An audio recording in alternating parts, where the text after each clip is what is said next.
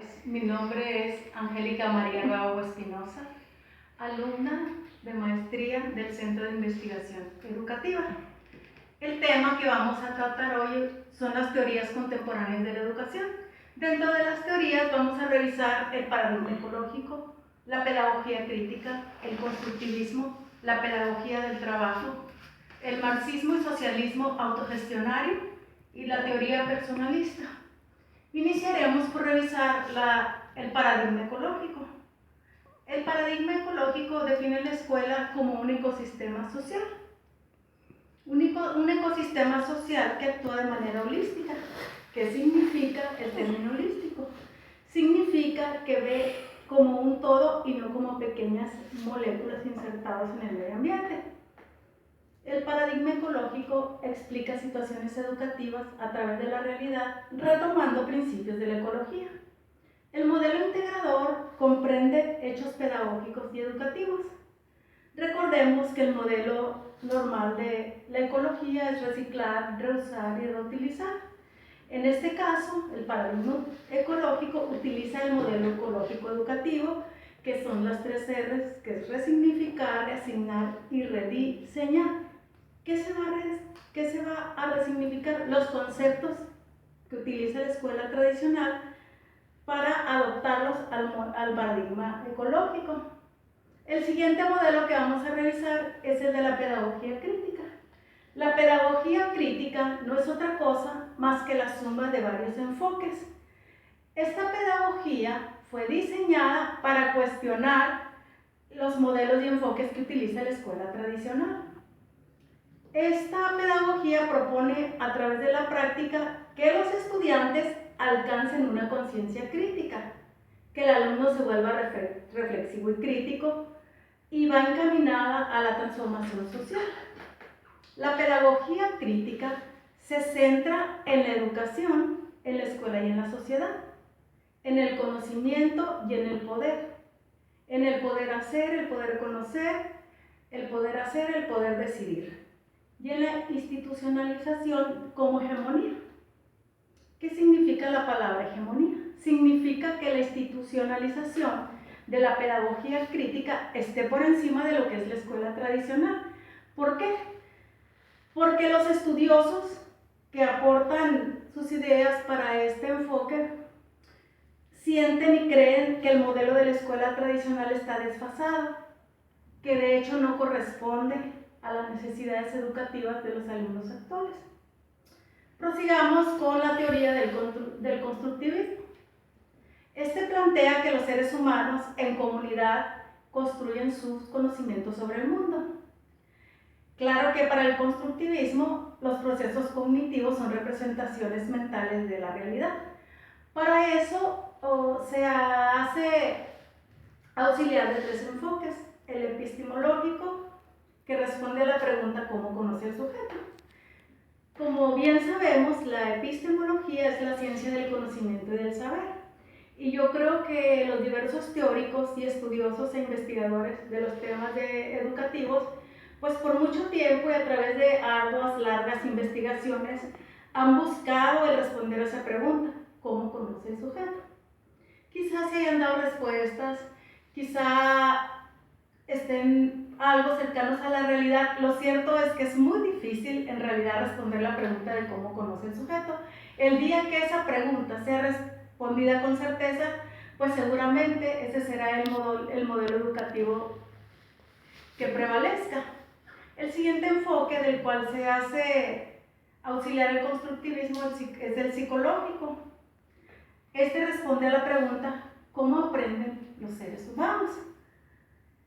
La psicología está encaminada a estudiar los procesos mentales mediante cuáles los seres humanos actuamos de una o de otra manera.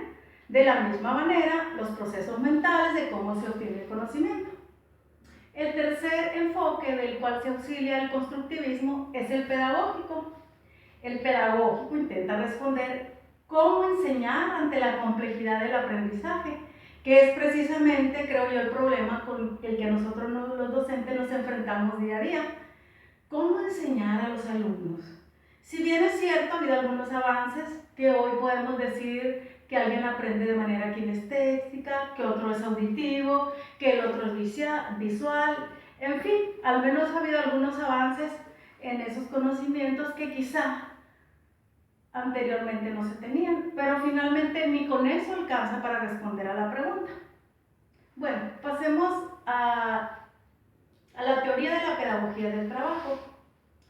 Este surge a partir de la necesidad de contar con un sistema educativo después de los conflictos armados y debe basarse en las necesidades del grupo y no en las necesidades individuales. Ahí yo difiero con este modelo porque creo yo que si para empezar no empezamos detectando la necesidad del alumno, ¿ustedes creen que un alumno que ni siquiera es capaz de identificar sus necesidades le puede a él interesar o querer resolver las necesidades del grupo?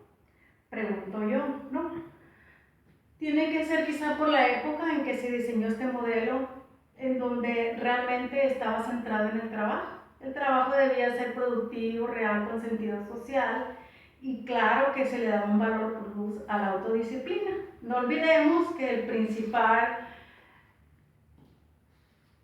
teórico de este enfoque y el defensor de hecho es Antón Makarenko. Él tuvo una formación en el ejército. Entonces finalmente en ese momento, después de la guerra, lo que se buscaba era tener mano de obra calificada más que estudiantes pensantes y reflectivos. Ese era el fin de la pedagogía del trabajo. Estaba centrada en el trabajo, no en el alumno ni en el ser humano. Ahora demos una revisión al enfoque del marxismo y socialismo autogestionario. Nos dice que la historia de la experiencia está ligada a la historia de las grandes luchas entre el capital y el trabajo. Las ideas de Marx y Engels sobre el cooperativismo y la autogestión están marcadas por la acción para el cambio. Si bien quizá los propósitos para esa época de Marx y Engels pues eran funcionales, ¿no?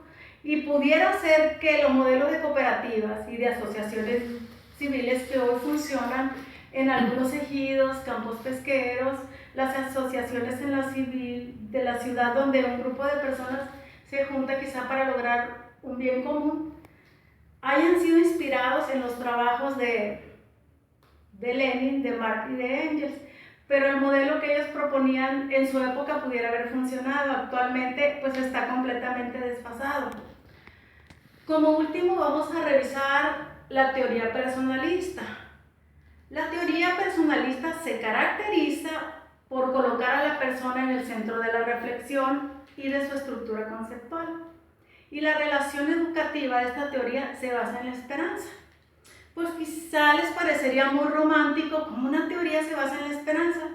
Pues muy bien, resulta que la teoría personalista es individualista y es la interacción de persona contra persona. Como no estábamos tratando con cosas ni con objetos en las cuales podamos tener certeza de lograr un fin, en la teoría personalista trabajamos con la esperanza. ¿Con la esperanza de qué? Con la esperanza de que los jóvenes quieran aprender, con la esperanza de que los jóvenes adopten un nuevo modelo, con la esperanza de que los jóvenes elijan ser reflexivos, con la esperanza de que los jóvenes busquen un cambio. Por eso decimos que hablamos de la esperanza. Si pudiéramos hacer una compilación quizá de las teorías que aquí hemos revisado, pues andaríamos quizá entre el constructivismo y la pedagogía crítica, que creo yo sería el futuro de la educación. Pudiéramos un poquito incluirle algunos aspectos del paradigma ecológico, porque claro que sí es importante. Sí es importante en tanto cuanto el paradigma ecológico plantea que un aula es un microsistema dentro de un macrosistema que representaría la escuela, y ciertamente así debe ser, porque no debemos de pensar o creer que los alumnos de primero, segundo, tercero, cuarto, quinto y sexto actúan de manera común. Claro que no, cada uno tiene sus características, formando parte de ese macrosistema, pero las características especiales de los microsistemas. Sería un buen equilibrio, algunos aspectos del paradigma ecológico, algunos puntos de la pedagogía crítica y con la teoría personalista.